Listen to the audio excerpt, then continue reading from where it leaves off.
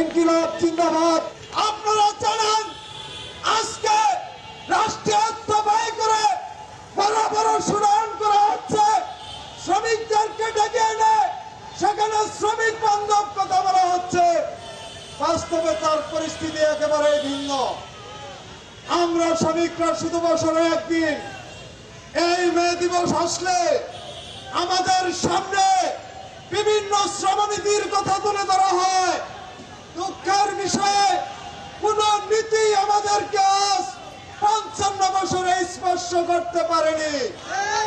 প্রিয় দেশবাসী, আপনারা যারা এখানে উপস্থিত রয়েছেন, আপনারা দেখেছেন ১৯৭১ সালে ২৫শে মার্চ বারবার পাকিস্তানি বাহিনী এই ঢাকা ইউনিভার্সিটির ভিতরে যতগুলো রিক্সা চালক ছিল সবাইকে নির্বিচারে হত্যা করেছে। ৫৫ বছরে একজন চালকও সেই হত্যার বিচার পায়নি। আমরা ২৪-এ আর একটি বিকল্প দেখতে পাচ্ছি।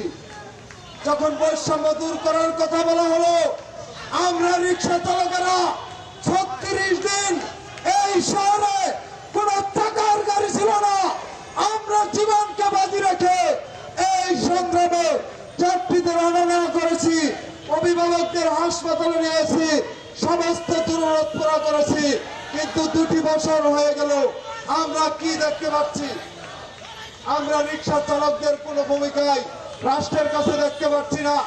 আজকে এই মে দিবস উপলক্ষে আমি এই সমস্ত শ্রমিক শক্তির সমস্ত নেতাকর্মীর সামনে বলতে চাই, আমরা রিক্সা চালকেরা বৈষম্যের শিকার হচ্ছি, আমাদেরকে বৈষম্যের হাত থেকে বাঁচান।